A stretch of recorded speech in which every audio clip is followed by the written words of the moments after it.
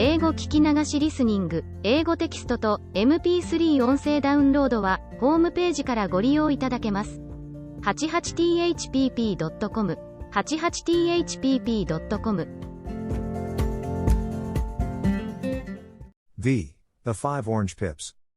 When I glance over my notes and records of the Sherlock Holmes cases between the years 82 and 90, I am faced by so many which present strange and interesting features that it is no easy matter to know which to choose and which to leave. Some, however, have already gained publicity through the papers, and others have not offered a field for those peculiar qualities which my friend possessed in so high a degree, and which it is the object of these papers to illustrate. Some, too, have baffled his analytical skill, and would be his narratives, beginnings without an ending, while others have been but partially cleared up, and have their explanations founded rather upon conjecture and surmise than on that absolute logical proof which was so dear to him. There is, however, one of these last which was so remarkable in its details and so startling in its results that I am tempted to give some account of it in spite of the fact that there are points in connection with it which never have been, and probably never will be, entirely cleared up.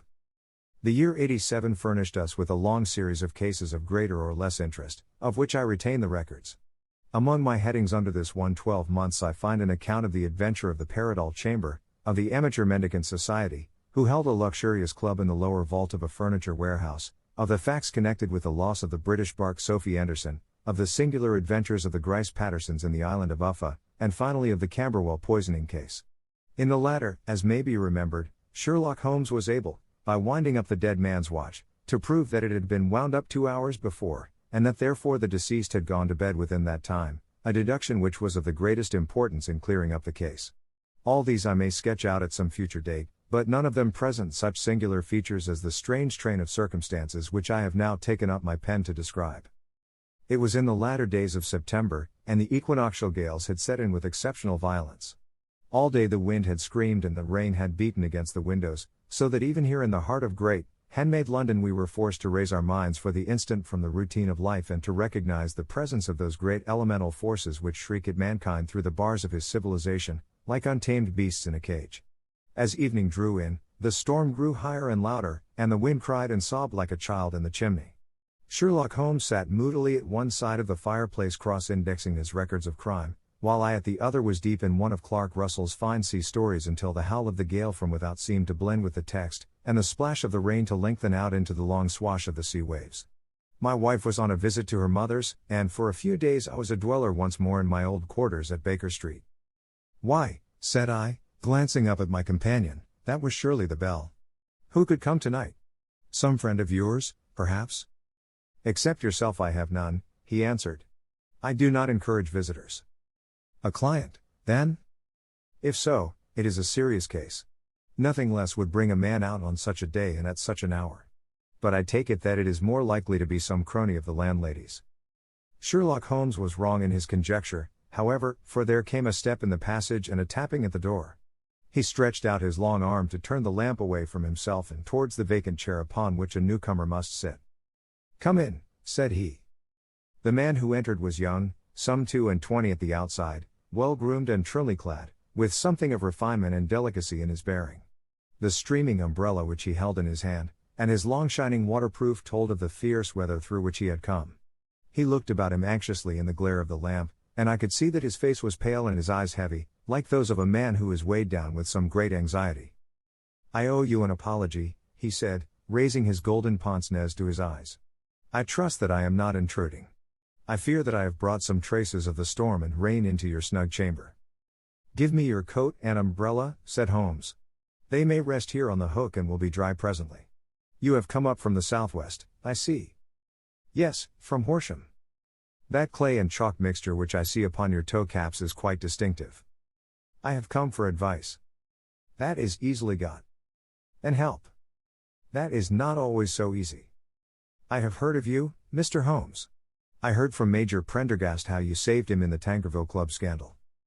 "Ah, of course. He was wrongfully accused of cheating at cards." "He said that you could solve anything." "He said too much." "That you are never beaten." "I have been beaten 4 times, 3 times by men, and once by a woman." "But what is that compared with the number of your successes?" "It is true that I have been generally successful." "Then you may be so with me." I beg that you will draw your chair up to the fire and favor me with some details as to your case. It is no ordinary one. None of those which come to me are. I am the last court of appeal. And yet I question, sir, whether, in all your experience, you have ever listened to a more mysterious and inexplicable chain of events than those which have happened in my own family. You fill me with interest, said Holmes.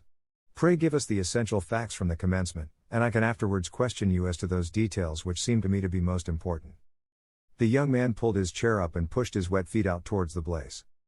My name, said he, is John Openshaw, but my own affairs have, as far as I can understand, little to do with this awful business.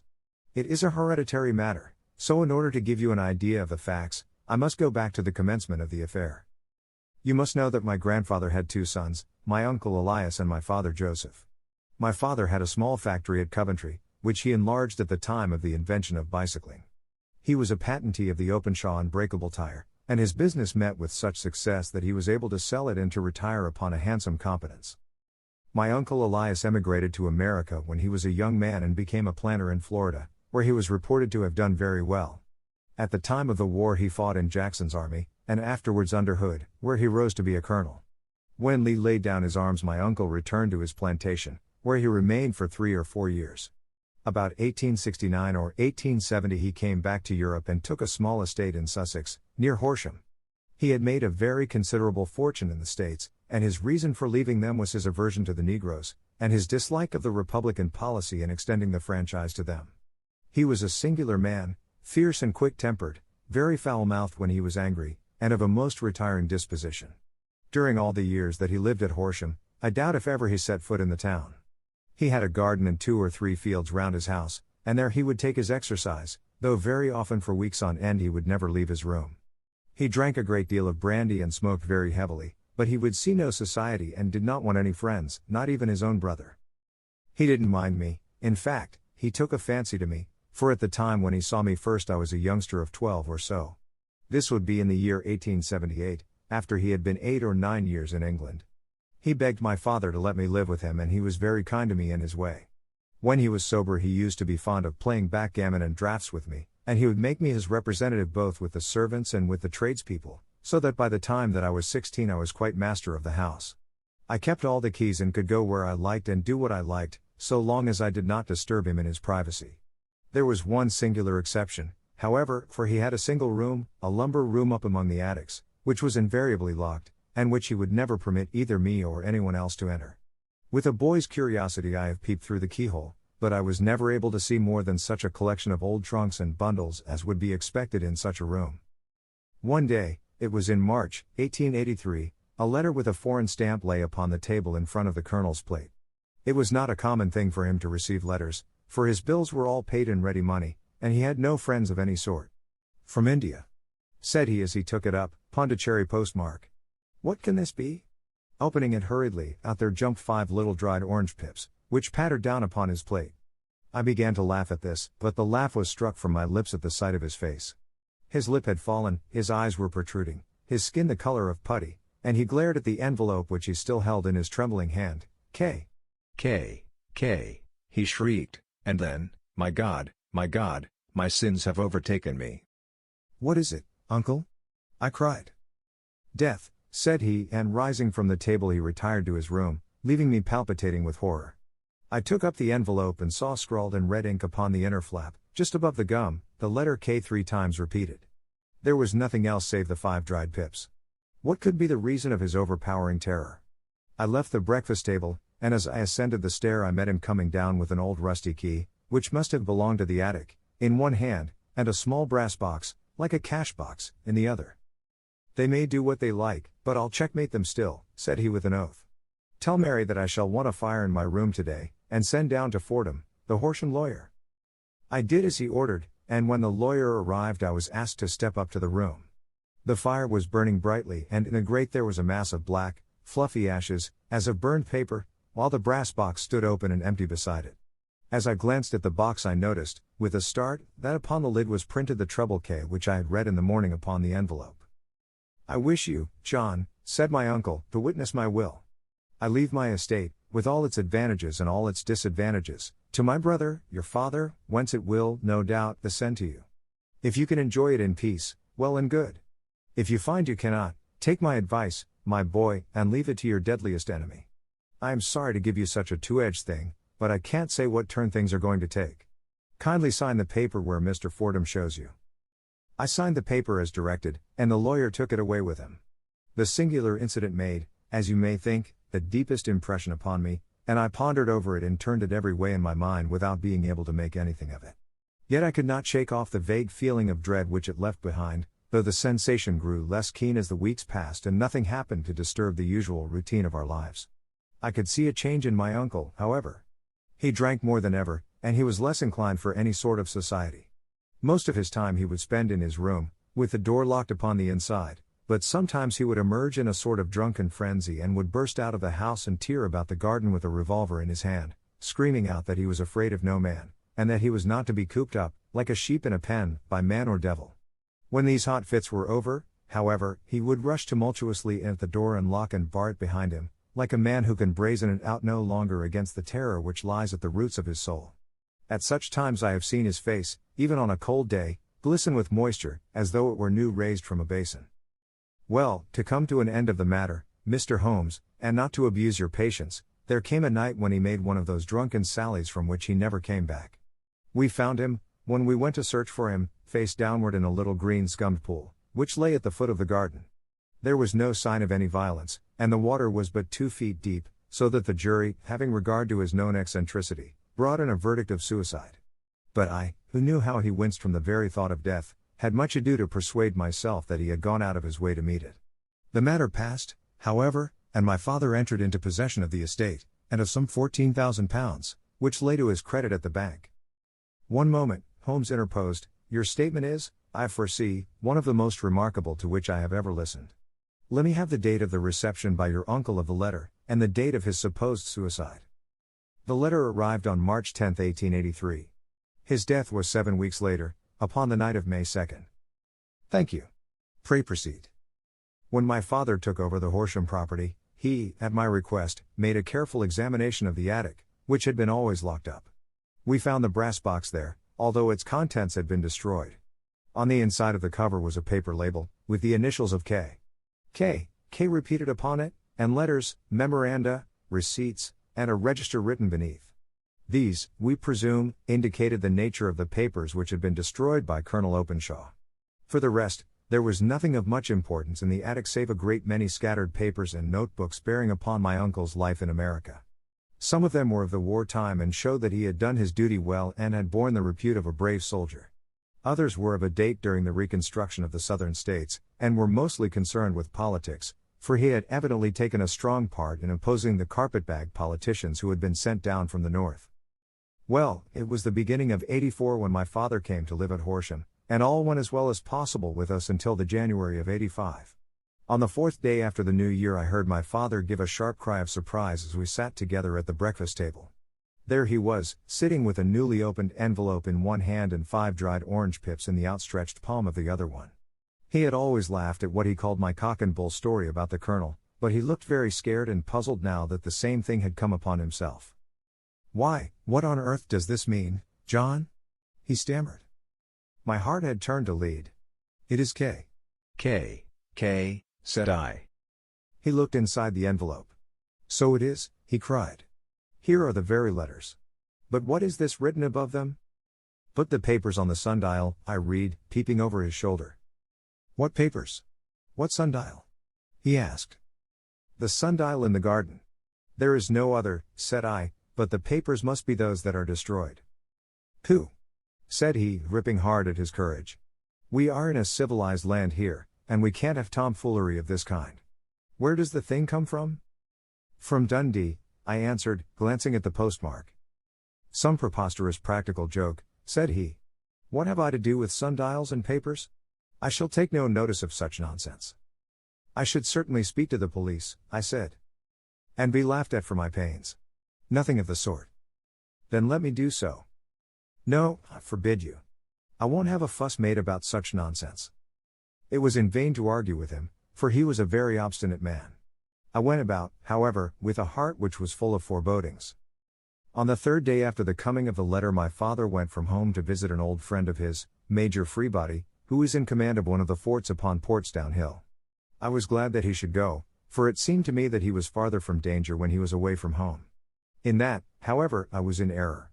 Upon the second day of his absence I received a telegram from the Major, imploring me to come at once. My father had fallen over one of the deep chalk pits which abound in the neighborhood, and was lying senseless, with a shattered skull. I hurried to him, but he passed away without having ever recovered his consciousness.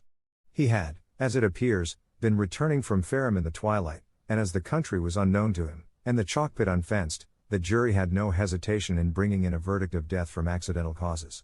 Carefully as I examined every fact connected with his death, I was unable to find anything which could suggest the idea of murder. There were no signs of violence, no footmarks, no robbery, no record of strangers having been seen upon the roads. And yet I need not tell you that my mind was far from at ease, and that I was well nigh certain that some foul plot had been woven round him. In this sinister way I came into my inheritance. You will ask me why I did not dispose of it? I answer, because I was well convinced that our troubles were in some way dependent upon an incident in my uncle's life, and that the danger would be as pressing in one house as in another. It was in January, '85, that my poor father met his end, and 2 years and 8 months have elapsed since then.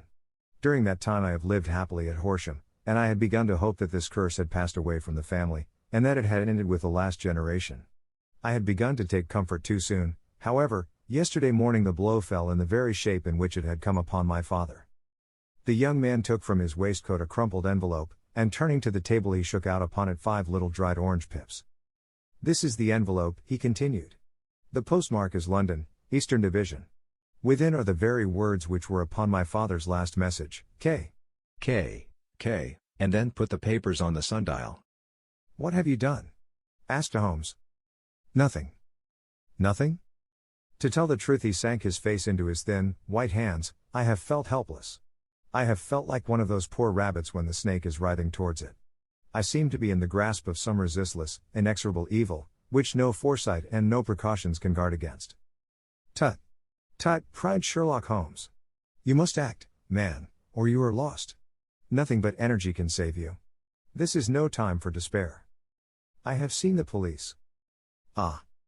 But they listened to my story with a smile. I am convinced that the inspector has formed the opinion that the letters are all practical jokes, and that the deaths of my relations were really accidents, as the jury stated, and were not to be connected with the warnings. Holmes shook his clenched hands in the air. Incredible imbecility, he cried. They have, however, allowed me a policeman, who may remain in the house with me. Has he come with you tonight? No. His orders were to stay in the house. Again Holmes raved in the air. Why did you come to me?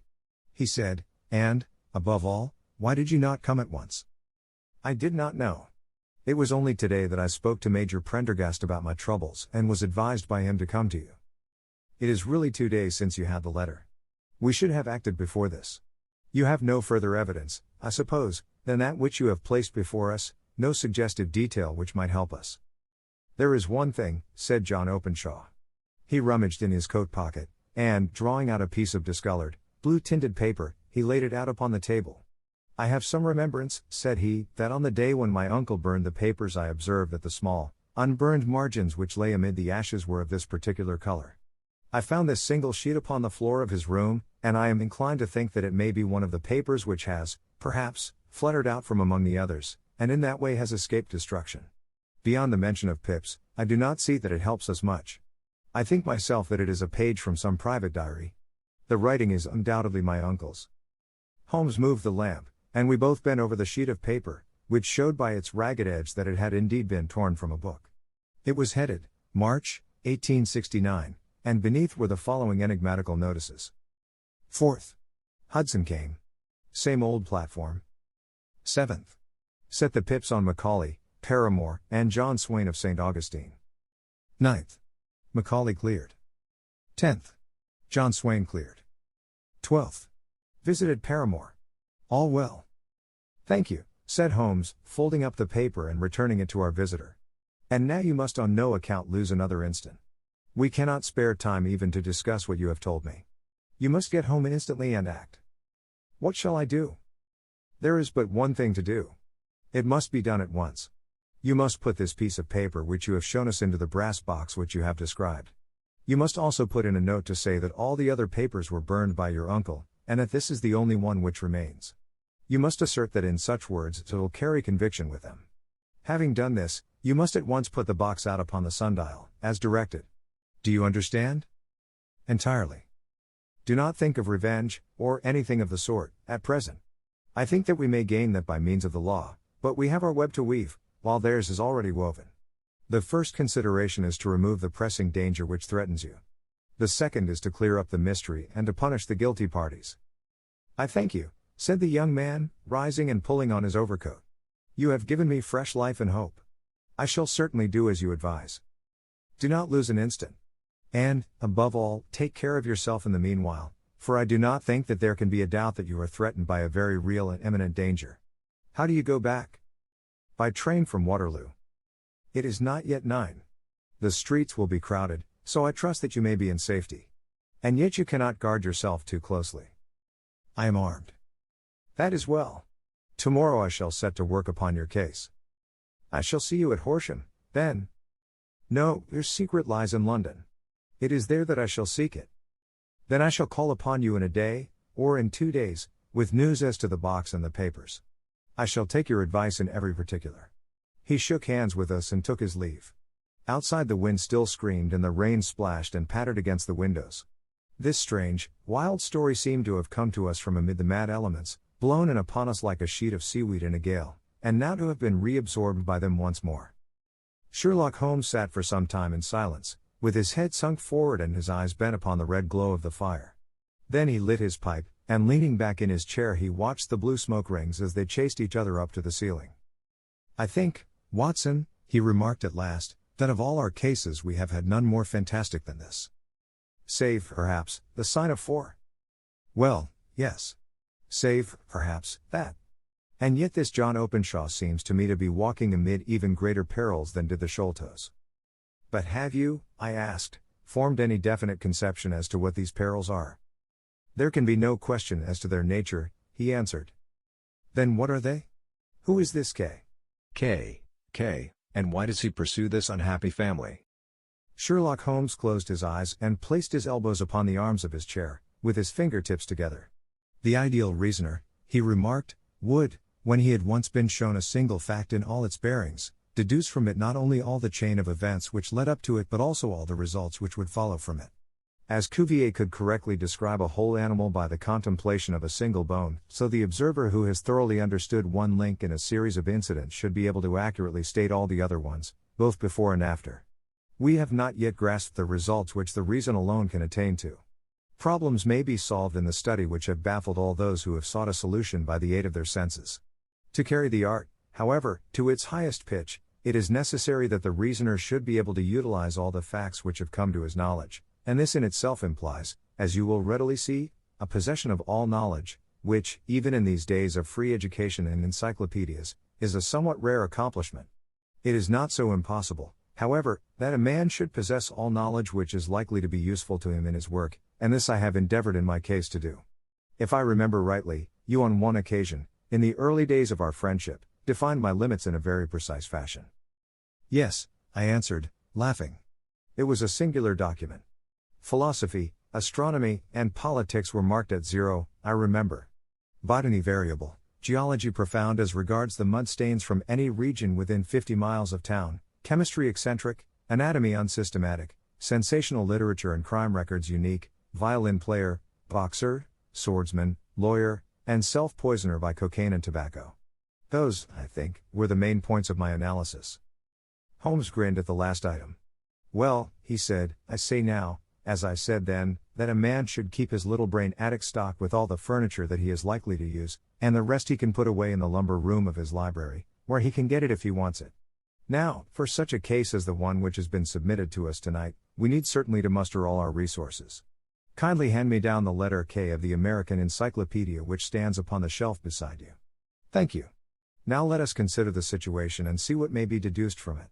In the first place, we may start with a strong presumption that Colonel Openshaw had some very strong reason for leaving America. Men at his time of life do not change all their habits and exchange willingly the charming climate of Florida for the lonely life of an English provincial town. His extreme love of solitude in England suggests the idea that he was in fear of someone or something, so we may assume as a working hypothesis that it was fear of someone or something which drove him from America. As to what it was he feared, we can only deduce that by considering the formidable letters which were received by himself and his successors.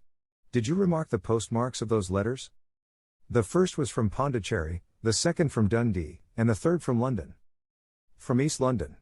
What do you deduce from that? They are all seaports. That the writer was on board of a ship. Excellent. We have already a clue. There can be no doubt that the probability, the strong probability, is that the writer was on board of a ship. And now let us consider another point. In the case of Pondicherry, 7 weeks elapsed between the threat and its fulfillment. In Dundee it was only some 3 or 4 days. Does that suggest anything? A greater distance to travel. But the letter had also a greater distance to come. Then I do not see the point. There is at least a presumption that the vessel in which the man or men are is a sailing ship. It looks as if they always send their singular warning or token before them when starting upon their mission. You see how quickly the deed followed the sign when it came from Dundee. If they had come from Pondicherry in a steamer they would have arrived almost as soon as their letter. But, as a matter of fact, 7 weeks elapsed.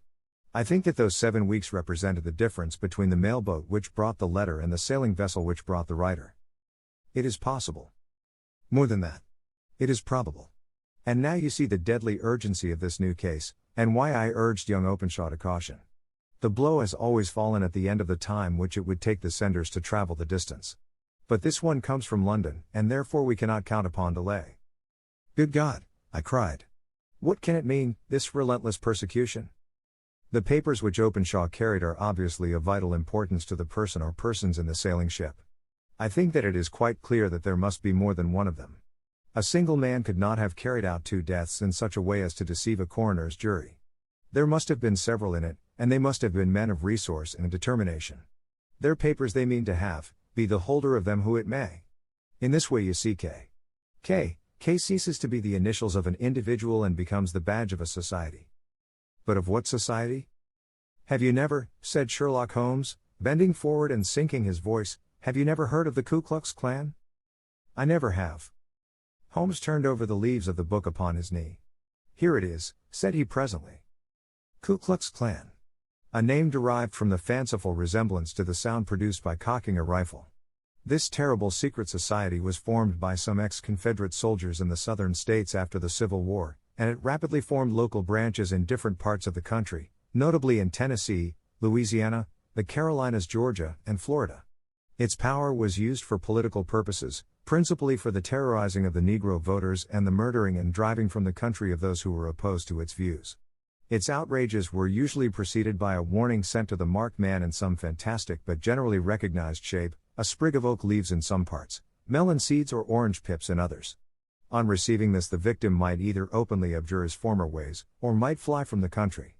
If he braved the matter out, death would unfailingly come upon him, and usually in some strange and unforeseen manner. So perfect was the organization of the society, and so systematic its methods, that there is hardly a case upon record where any man succeeded in braving it with impunity, or in which any of its outrages were traced home to the perpetrators. For some years the organization flourished in spite of the efforts of the United States government and of the better classes of the community in the South. Eventually, in the year 1869, the movement rather suddenly collapsed, although there have been sporadic outbreaks of the same sort since that date. You will observe, said Holmes, laying down the volume, that the sudden breaking up of the society was coincident with the disappearance of Openshaw from America with their papers. It may well have been cause and effect. It is no wonder that he and his family have some of the more implacable spirits upon their track.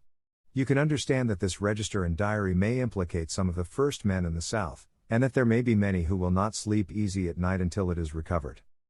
Then the page we have seen is such as we might expect. It ran, if I remember right, sent the pips to A, B, and C, that is, sent the society's warning to them. Then there are successive entries that A and B cleared, or left the country, and finally that C was visited, with, I fear, a sinister result for C. Well, I think, Doctor, that we may let some light into this dark place, and I believe that the only chance young Openshaw has in the meantime is to do what I have told him. There is nothing more to be said or to be done tonight, so hand me over my violin and let us try to forget for half an hour the miserable weather and the still more miserable ways of our fellow men. It had cleared in the morning, and the sun was shining with a subdued brightness through the dim veil which hangs over the great city. Sherlock Holmes was already at breakfast when I came down. "You will excuse me for not waiting for you," said he. I foresee, a very busy day before me in looking into this case of young Openshaw's." "What steps will you take?" I asked. "It will very much depend upon the results of my first inquiries. I may have to go down to Horsham, after all." "You will not go there first?" "No, I shall commence with the city. Just ring the bell and the maid will bring up your coffee." As I waited, I lifted the unopened newspaper from the table and glanced my eye over it. It rested upon a heading which sent a chill to my heart. "Holmes," I cried, "you are too late." "Ah," said he, laying down his cup, "I feared as much. How was it done?" He spoke calmly, but I could see that he was deeply moved. My eye caught the name of Openshaw, and the heading "Tragedy near Waterloo Bridge." Here is the account. "Between 9 and 10 last night, Police Constable Cook, of the H Division, on duty near Waterloo Bridge, heard a cry for help and a splash in the water. The night, however, was extremely dark and stormy, so that, in spite of the help of several passers-by, it was quite impossible to effect a rescue. The alarm, however, was given, and, by the aid of the water police, the body was eventually recovered. It proved to be that of a young gentleman whose name, as it appears from an envelope which was found in his pocket, was John Openshaw, and whose residence is near Horsham. It is conjectured that he may have been hurrying down to catch the last train from Waterloo Station, and that in his haste and the extreme darkness he missed his path and walked over the edge of one of the small landing places for river steamboats.